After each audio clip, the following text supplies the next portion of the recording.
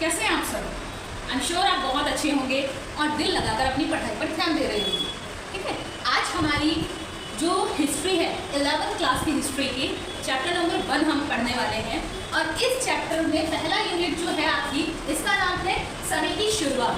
यानी कि जब हमारा समय, जो हमारा टाइम पीरियड जब से स्टार्ट होता है, यानी कि जब हम इस धरती पर आए थे, जो हमारे पहले पूर्वज थे, जो हमारे अलग अलग तरीके के, यानी पहले जो हमारे पूर्वज थे वो हाथ पैरों से चलना पसंद करते थे, 4 पैरों पर चलते थे वो लोग। ठीक है, तो अब धीरे धीरे किस तरह से ग्रो किया, मैंने आपको पिछली क्लास में, जो आपने अगर इंट्रो नहीं देखा हो हिस्ट्री का, तो वो जाकर देखो और पता चलेगा वहाँ पर कि हमारा जो इतिहास है वो कहाँ से स्टार्ट होता है।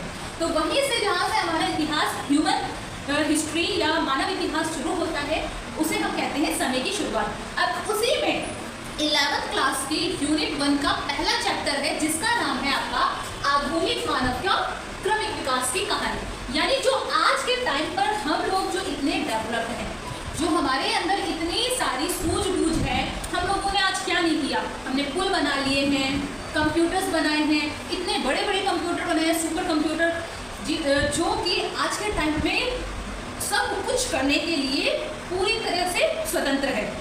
और ये मानव जो है, यानी अब का जो मानव है, वो इस स्थिति में किस तरह से आया है, उसने धीरे धीरे कैसे प्रोग्रेस किया है। तो इसका जो इतिहास है हमें प्राचीन मानव के अंदर देखने को मिलता है। इसमें क्या मिलता है, जो इसके लिए हमने क्या किया है, जो हमारे आर्कियोलॉजिस्ट थे, यानी जो पुरातत्वविद थे, उन्होंने कुछ रिसर्च किए, कुछ चीज़ों को खोजा, खुदाई में जो चीज़ें मिली उन्हें हम कहते हैं एविडेंसेस। ओके, क्या बोलते हैं बच्चा? एविडेंसेस। और हिंदी में इसे कहते हैं साक्ष्य। साक्ष्य मतलब सबूत। जो चीज़ें हमें मिली हैं उन्हें सबूत कहते हैं। अब इसी में ये हमें क्या बताते हैं कि जो मानव प्रजाति है, अब प्रजाति मतलब होती है जो जीवों का समूह है। ठीक है, जो जीव होते हैं अलग अलग, उनकी कुछ समूह होते हैं, उनके कुछ ग्रुप्स होते हैं, उन्हें कहते हैं प्रजाति। और इसमें क्या, इसमें कोई सिर्फ पुरुष नहीं आते, कुछ कोई आदमी नहीं आते, इसमें नर और मादा दोनों के दोनों, यानी मेल और फीमेल दोनों के दोनों इसके अंदर आते हैं। और इनसे जो उत्पन्न होती है उनकी बच्चे, उनकी संतति। ठीक है, तो वो किस तरह से उन्होंने अपने आप को उस स्थिति, उस एनवायरनमेंट के अकॉर्डिंग अपना आप को ढाला, तो यही चीजें हमें पता चलती है हमारे साक्ष्यों के अंदर, एविडेंसेस से। तो यहाँ पर मानव प्रजाति के जीवाश्मों की खोज की। जीवाश्म क्या होती है, आप इस पर ध्यान दीजिएगा। तो जीवाश्म का मतलब होता है जीवों के अश्म, मतलब जीवों के शरीर। ठीक है, अब शरीर कैसे होते हैं, आप लोगों ने आज भी देखा है, हमारे यहाँ पर आज के टाइम में ये चीज़ मशहूर है कि जब किसी की डेथ हो जाती है, जब कोई मर जाता है, तो उसको ले जाकर एक गड्ढा खोदते हैं और उसके अंदर उसको दबा दिया जाता है। अब कुछ टाइम के बाद उसकी बॉडी पर से जो स्किन है वो धीरे धीरे खत्म हो जाती है, उसकी बाकी बॉडी के पार्ट्स भी खत्म हो जाते हैं, बट जो आपकी हड्डियाँ होती हैं, जो उसकी बोन्स होती है, वो हमेशा के लिए उस गड्ढे में पड़ी रहती हैं। आ रहा है समझ में? तो यही चीज़ें जो होती हैं, यही जो हड्डियाँ होती हैं, इन्हें ही हम कहते हैं जीवाश्म। आ रहा है समझ में? तो यही हम लोगों को पता चलता है, जो मानव प्रजाति होती है, यानी जो हमारे मानव के जीवों की जो समूह थे, उनके जो आपके जीवाश्म थे, उनकी जो बॉडी के पार्ट की हड्डियाँ वगैरह जो हमें मिली, वो हमारे लिए मेन सबूत थे, हमारे लिए एविडेंसेस थे। ये किन्होंने खोज की? हमारे जो पुरातत्वविद थे, यानी जो हमारे आर्कियोलॉजिस्ट थे। उसके बाद नियंडर घाटी, एक घाटी है, कहाँ पर? जर्मनी के अंदर। इसे कहते हैं नियंडर घाटी। यहाँ पर एक पुरातत्ववादी थे, उनका नाम था कार्ल फुलरॉट। ठीक है, कार्ल फुलरॉट जो है, उन्होंने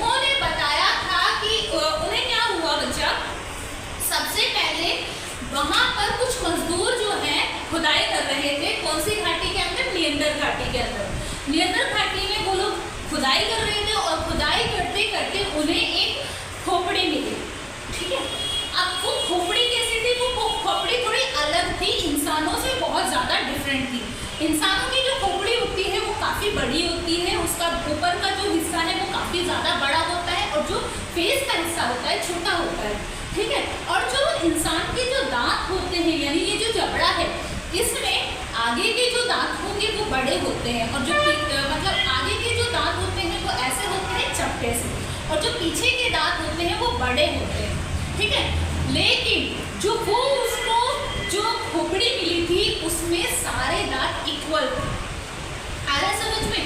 तो इससे जो थिएटर है, जो कार्ल फुलरोट है, उन्होंने हरमन शाह हुसैन, ये आपके पुरातत्ववादी थे, इन्हें इस हड्डी को भेजा, इस खोपड़ी को भेजा और बोला कि भाई इस पर रिसर्च करो ये क्या है, ठीक है। तो इन्होंने बताया, हरमन शाह हुसैन ने, कि जो ये हड्डी है, ये जो बोन है, ये है इंसान की ही है, ये किसी और की नहीं है। मतलब आप लोग सोच रहे हो कि किसी जानवर की है या किसी और की, ये आपके इंसान की ही है। और ये कैसे इंसान की है? ये आपके आधुनिक इंसान की हड्डी है, ठीक है। Charles Darwin. अब ये चार्ल्स डार्विन कौन है? चार्ल्स डार्विन आपके द ओरिजिन ऑफ स्पीसीज नाम की बुक लिखने वाले राइटर थे, एक साइंटिस्ट थे और ये एक हिस्टोरियोग्राफर भी थे, मतलब इतिहासकार थे, ठीक है बच्चा। तो ये द ओरिजिन ऑफ स्पीसीज जो है, इस बुक को पब्लिश किया गया था 1859 में। 1859 में इसको पब्लिश किया गया था, छापा गया था। और ये जो है चार्ल्स डार्विन, ये बॉर्न विश्वविद्यालय में पढ़ाते थे प्रोफेसर के तौर पर, ठीक है।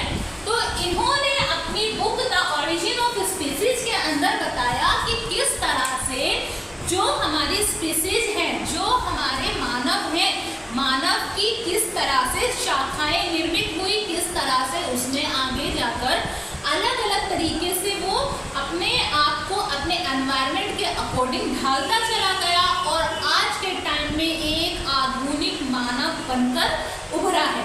तो यही चीजें हमें चार्ल्स डार्विन की book the origin of species के अंदर पढ़ने के लिए मिलती है। आ रहा है समझ में? अब हम देखेंगे कि मानव का क्रमिक विकास किस तरह से हुआ है। तो यहाँ पर अगर हम ध्यान देते हैं तो सबसे पहले हमें प्राइमेट मानव की या प्राइमेट आपके जो मानव का वंशज था उसकी खोज हमें मिलती है कि हमारा सबसे पुराना जो मानव था वो था प्राइमेट। अब ये कब था? ये 360 लाख वर्ष पहले था, ठीक है। तो ये 360 लाख साल पहले हमें जो मानव देखने के लिए मिलता है, जिसकी हमें खोपड़ी की हड्डी मिली थी, वो था प्राइमेट, यानी वैज्ञानिकों ने उसे प्राइमेट का नाम दिया है। सेकेंड अच्छा, ये प्राइमेट जो था इसकी क्या खूबी थी कि ये आपका 4 पैरों पर चलता था, दूसरा शिकार करता था, तीसरा इसके जो दांत थे वो नॉर्मल थे, बिल्कुल नॉर्मल, इट्स मीन सारे एक ही जैसे थे, बड़े बड़े दांत थे, बड़े नहीं थे एक्चुअल में, छोटे दांत थे और सारे के सारे आगे से पीछे तक बिल्कुल इक्वल थे। दूसरा जो इसका मस्तिष्क है, ये जो दिमाग है, इसका हिस्सा बहुत छोटा सा था, ज़्यादा बड़ा दिमाग नहीं था उसका, तो यहाँ की हड्डी भी बहुत छोटी थी, ठीक है। तीसरी बात क्या थी? जो इसके पैर थे, पैर इसके नॉर्मल थे, ऐसे थे कि वो सिर्फ दौड़ने के काम कर सकता था। और हाथ कैसे थे? हाथ का काम भी वो पैरों, जो मतलब पैरों का काम है वो भी उसको हाथों से ही लेते थे। जैसे हम आज ऐसे पकड़ लेते हैं, वो ऐसे नहीं पकड़ सकता था, उसके जो हाथ थे वो इस तरह से मुड़े हुए होते थे और वो उन हाथों से इस तरह से चलता था, हाथ और पैरों से। तो ये इस तरीके का आपका प्राइमेट आपका वंशज देखने के लिए मिलता है, प्राइमेट ह्यूमन देखने के लिए मिलता है। उसके बाद सेकंड आपका आता है जिसे होमिनाइड कहा जाता है। अब जो होमिनाइड है ये आपको 240 लाख साल पहले देखने को मिलता है। कितने साल पहले मिलता है? 240 लाख साल पहले। ठीक है, ये होमिनाइड क्या है? ये होमिनाइड प्राइमेट से धीरे धीरे उसमें जो परिवर्तन आए, क्योंकि अच्छा बेटा क्या हुआ, कोई भी परिवर्तन ऐसे ही नहीं आ जाता हवा में, ठीक है, उसके लिए कुछ ना कुछ परिवर्तन लाने के लिए कुछ ना कुछ एनवायरनमेंट में भी परिवर्तन आता है, जिसके अकॉर्डिंग हम अपना आप को ढालते हैं। आप लोगों ने खुद देखा होगा, जब आप छोटे बच्चे थे तो उस वक्त सिर्फ रोते थे आप, ठीक है, धीरे धीरे जब आपके पेरेंट्स ने आपको डांटा, ठीक है, तो पहले आप लोग कहीं भी कुछ भी कर देते थे, लेकिन फिर धीरे धीरे आप लोगों ने अपने इमोशंस और अपने फीलिंग्स पर कंट्रोल किया, और आप लोगों को बहुत सारी चीज़ें वो पता चली कि जो चीज़ें हम पब्लिकली नहीं कर सकते, जैसे आपका टॉयलेट वगैरह हो गया, तो उस चीज़ को आप लोग पब्लिकली नहीं कर सकते, कहीं भी नहीं कर सकते। तो ये धीरे धीरे पता चलता है। जब आप छोटे बच्चे थे तब आपको नहीं पता था। तो इसी तरह से आप लोगों ने अपने एनवायरनमेंट में कुछ बदलाव किया, कुछ चेंजिंग की। ठीक इसी तरह से क्या होता है, जो प्राइमेट है उसने भी अपने अंदर बदलाव किया, और वो जो प्राइमेट है वो चीज़ हो गया होमिनाइड। ठीक है, क्यों? क्योंकि उस टाइम पे हमारे यहाँ पर जो हमारी धरती है उसका एनवायरनमेंट बदल रहा था। कैसे बदल रहा था? जो हमारी धरती है उस पे धीरे धीरे ग्लेशियर्स का निर्माण होने लगा, और जो धरती है वो जमने लगी। ठीक है, वो कैसे जम गई? वो बर्फ के गोले की तरह जम गई। और क्या होता है, जो पहले यहाँ पर बहुत सारी घास थी हरी हरी, अब वो धीरे धीरे नष्ट हो गई। ठीक है, और क्योंकि बड़े बड़े जो पेड़ पौधे थे, जो हरियाली थी, वो खत्म हो गई, तो अब उसे कंदमूल, जो वो चीज़ें पेड़ से तोड़ कर खाता था, पेड़ों पर इधर उधर मस्तियाँ करता फिरता था, अब उसकी ज़रूरत नहीं पड़ी। तो अब क्या होता है, वो धीरे धीरे उसने अपना आपके अंदर परिवर्तन किया, और वो हेमिनाइड, और फिर उसके बाद और परिवर्तन होने पर वो हेमिनिड में चेंज हुआ। ठीक है, हेमिनिड हमें आज से 64 लाख साल पहले स्टार्टिंग देखने के लिए मिलती है इसकी। और ये इसके अंदर क्या चेंजिंग हुई थी बच्चा, कि इसका जो मस्तिष्क है, जो हेमिनिड है, इसका मस्तिष्क बहुत ज़्यादा विकसित हो चुका था। यानी जो प्राइमेट है उसका मस्तिष्क का हिस्सा बहुत छोटा सा है, लेकिन उसके अकॉर्डिंग उसके बाद जो हेमिनाइड है उसका मस्तिष्क का हिस्सा थोड़ा सा बड़ा होने लगा। ठीक है, लेकिन अब हेमिनिड का जो मस्तिष्क का हिस्सा है वो और भी ज़्यादा बड़ा होने लगा, और उसमें आधुनिक मानव की जो इतिहास है उसकी झलक दिखाई देने लगी। ठीक है, यानी जो आज के टाइम पर हम जिस मानव को देखते हैं वही इतिहास हमें पुराने टाइम में देखने के लिए मिलता है। ठीक है, जो हमारा प्राचीन मानव है जिसे हम होमिनिड कहते हैं, और ये कब मिलता है? हमें 64 लाख साल पहले मिलता है। और फिर इसके बाद होमिनिड के अंदर बहुत सारे परिवर्तन हुए, यानी फिर वे बाद में दोबारा से बहुत सारी शाखाओं में परिवर्तित हो गया, बहुत सारी शाखाओं में बट गया। तो यही है, और इसके बाद हम आगे भी देखेंगे कि भाई हेमिनिड जो है वो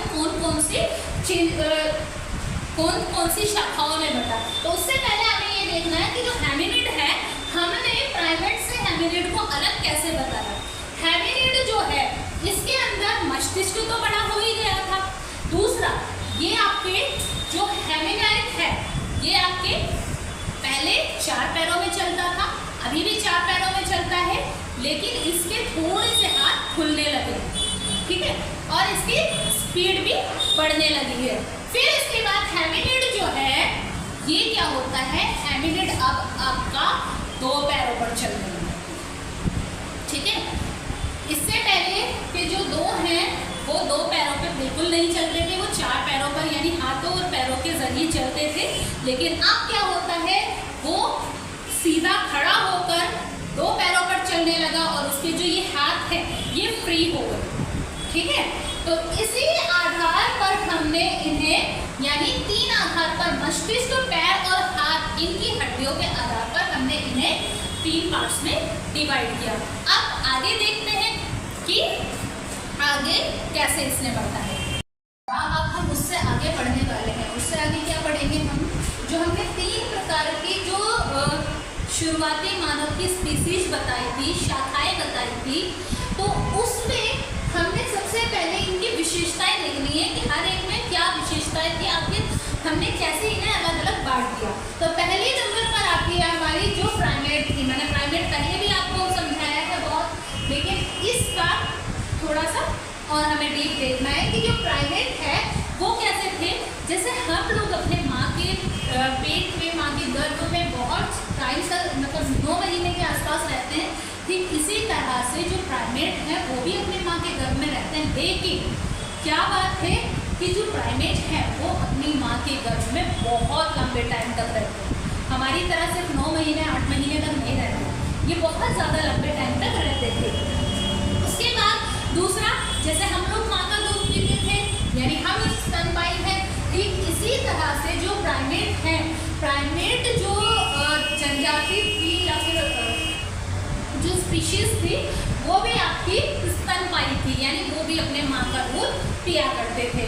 तीसरी विशेषता इसमें क्या थी, दांतों में भिन्नता, यानी इनके जो दांत हैं वो अलग अलग तरीके के दांत थे, अलग अलग तरीके के इनके दांत पाए जाते थे।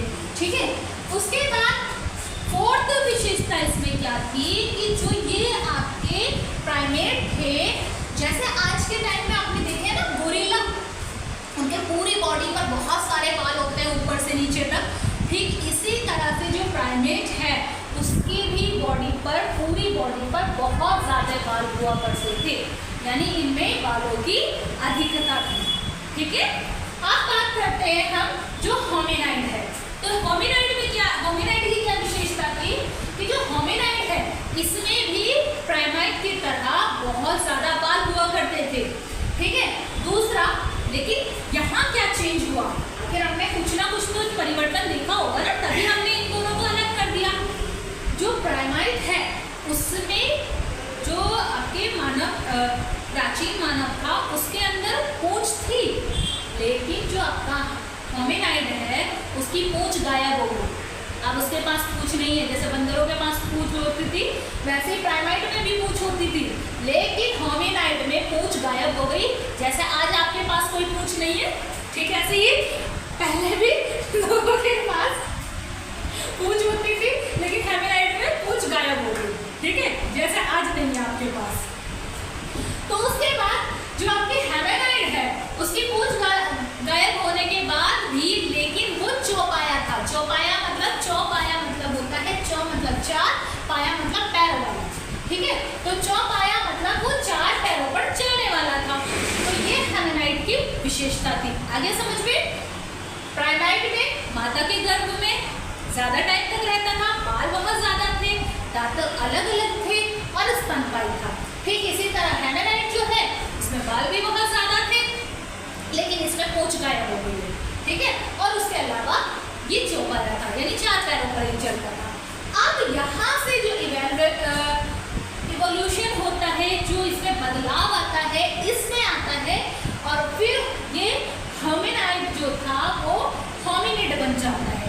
अब होमिनिड की क्या विशेषता थी, ये हमें लगभग आज से 64 लाख साल पहले स्टार्टिंग मिलती है इसकी। और इसमें विशेषता ये थी कि जो होमिनिड 4 पैरों में चलता था यानी चौपाया था, अब वो 2 पैरों पर चलने लगा है। ठीक है, यानी अब उसके अंदर वो कैपेबिलिटी आ गई है कि वो 2 पैरों पर इजीली चल सकता है एक जगह से दूसरी जगह। उसके बाद क्योंकि पहले वो 4 पैरों से चलता था तो उसके हाथ भी बिजी होते थे और पैर भी बिजी होते थे, लेकिन अब क्या है, अब वो 2 पैरों पर चलने लगा है, तो उसके जो पैर थे वो तो बिजी हैं, लेकिन उसके जो हाथ है वो स्वतंत्र हो गए हैं। अब वो अपने हाथ से कुछ ना कुछ कर सकता है इजीली। ठीक है, तो जब क्योंकि वो हाथों से कुछ कर सकता था, तो अब उसने क्या शुरू किया, अब उसने औजारों का इस्तेमाल करना शुरू कर दिया। जैसे ये है, इसका हम इस्तेमाल कर सकते हैं किसी भी तरह से, जैसे हम इसको नापने के काम कर सकते हैं। तो इसी तरह से जो आपका होमिनिड था उसने भी औजारों को बनाना शुरू कर दिया। कौन से औजार? उस टाइम पे लोहा स्टील वगैरह नहीं होते थे, तो वो उस वक्त पत्थरों के औजारों का इस्तेमाल करते थे, बड़े बड़े पत्थरों का यूज करते थे। ठीक है, अब बात करते हैं जो होमिनिड है इसकी भी दो ब्रांच निकली आगे चलकर। ठीक है, यानी इसकी भी दो शाखाएं या फिर शाखाओं को हम कह सकते हैं वंश। ठीक है, जैसे हमारे वंशज है होंगे, ठीक इसी तरह जो होमिनिड है इसके भी दो वंशज निकले, जिसे ऑस्ट्रेलियोपिथेक्स के नाम से जानते हैं और दूसरा को होमो। हम जो है हम ऑस्ट्रेलियोपिथेक्स में से नहीं है, हम है होमो में से। आ रहा है समझ में? तो ऑस्ट्रेलियोपिथेक्स जो है वो लैटिन और यूनान दो वर्ड के कॉम्बिनेशन से बना है, यानी दो वर्ड्स को जोड़ने पर ऑस्ट्रेलियोपिथेक्स मिलता है। जैसे आपका जो आपका ऑस्ट्रेलियो है ये आपका लैटिन भाषा का वर्ड है, और जो पिथिक्स है ये आपका यूनानी भाषा का शब्द है, और इन दोनों को जोड़ने पर आपका ऑस्ट्रेलियोपिथेक्स मिलता है। क्लियर है? अब आगे चलते हैं जो होमो है। होमो जो शब्द है वो लैटिन भाषा का शब्द है। लैटिन यानी इसे ग्रीक भाषा बोलते हैं। ठीक है, अब हिंदी में ग्रीक भाषा होमो, इसकी भी बहुत सारी आगे चल के ब्रांचेस हुई जो हम अगले आने वाली जो वीडियो होगी उसमें पढ़ेंगे। फिलहाल हम देखते हैं इन दोनों में डिफरेंस क्या है। ठीक है, तो डिफरेंस सिर्फ इतना है, जो ऑस्ट्रेलियोपिथेक्स है इसका जो मस्तिष्क था, जो दिमाग था वो बहुत छोटा था। जैसे आपका मैंने प्राइमेट, होमिनाइड और होमिनिड में बताया था, ठीक इसी तरह से जो ऑस्ट्रेलियोपिथेक्स है इसके अंदर दिमाग छोटा था, बहुत छोटा था, वो ज़्यादा सोच नहीं सकता था। ठीक है, लेकिन जो होमो है अब उसका जो दिमाग है वो बहुत बड़ा हो गया। दिमाग बड़ा हो गया है तो वो सोचने की, उसके अंदर कुछ ना कुछ करने की क्षमता भी बढ़ गई है। ठीक है, दूसरी विशेषता इसमें क्या है, जो पिछले दांत है वो बड़े हो गए हैं। पहले जो थे इनके सारे दांत जो थे वो छोटे छोटे थे, लेकिन अब क्या होता है, अब इसके जो पिछले दांत हैं वो बड़े हो गए हैं, यानी हम बड़ी बड़ी चीज़ों को चबा सकते हैं इजीली। ठीक है, तो यहाँ पर ये बात हुई, और जो आपके होमिनिड है इसमें भी दांत बड़े रहे। ठीक है, समान रहे। ठीक है, हाथों को सीमित दक्षता। अब क्या होता है बच्चा, जो ऑस्ट्रेलियोपिथेक्स है इसमें हाथों की नॉर्मल क्षमता थी, यानी कि वो इस तरह से पकड़ा करता था और ऐसे कर सकता था, पकड़ सकता था। लेकिन जो होमो है, होमो में हाथों की क्षमता बढ़ गई। जैसे हम आज इस तरह से पकड़कर कर सकते हैं, ठीक इसी तरह से अब होमिनिड कोई ना कोई चीज़ों को आसानी से कैच करके पकड़ सकता है, यानी जैसे पेड़ पर चढ़ता था तो वो उसको इस तरह से फल को तोड़कर ऐसे लेकर जा सकता था। तो ये उसके हाथों में क्या हुआ, दक्षता आ गई। उसके अलावा सीधे खड़े होकर चलने की सीमित क्षमता आ गई है। पहले वो इस तरह से झुककर चलता था, अब जो है वो बिल्कुल सीधा खड़ा होकर चलने लगा है, तो ये दक्षता उसके अंदर आ गई है। और उसके बाद जो होमो है, होमो में क्या होता है, वो जो क्षमता जो सीधे खड़े होकर चलने की क्षमता थी जो उसमें आई थी ऑस्ट्रेलियोपिथेक्स में, वही आपका आगे चल के होमो में उसकी क्षमता बढ़ जाती है। अब वो बहुत ही ज़्यादा अच्छे से मज़े में चल सकता है, जैसे हम चल लेते हैं ऐसे ही। उसके बाद जो पेड़ों पर जीवन जीने की आवश्यकता थी उस विशेषता, उसमें वो विशेषताएं अभी भी मौजूद हैं। ठीक है, जैसे हमारे पहले क्या होता था, पहले जो जानवर थे वो बहुत ज़्यादा भारी थे, तो ठीक इसी तरह से जो ये होमिनिड हैं ये अभी भी पेड़ों पर चढ़कर आम वगैरह तोड़ने या इधर उधर उछल कूद कर सकते हैं। ठीक है, अब यहाँ बात कर ले जो आपकी ऑस्ट्रेलियोपिथेक्स और होमोपिथेक्स है, इनमें खोज इन्होंने किसने की थी, हड्डियों की, जो ब्रेन की जो खोज की थी वो की थी ऑल्डोवाइल गॉर्ज ने की थी। ये कहाँ के थे? तंजानिया, अफ्रीका के थे। और इन्होंने मेरीवा लुइस लिकी, इनसे कहा था चीजों को खोजो और जो आपके विकास है इसको बढ़ाओ। तो यही हमारा आज की क्लास थी। अगली क्लास में हम इसी को कंटिन्यू करेंगे और इसकी जो होमिनिड है इनकी और शाखाओं के बारे में जानेंगे। तो आज के लिए इतना ही। और अगर आपको ये मेरे पढ़ाने का तरीका पसंद आया हो तो आप लोग वीडियो को लाइक कीजिएगा, सब्सक्राइब कीजिएगा और जो बेल आइकन है उसको भी प्रेस कर दीजिएगा। Thank you.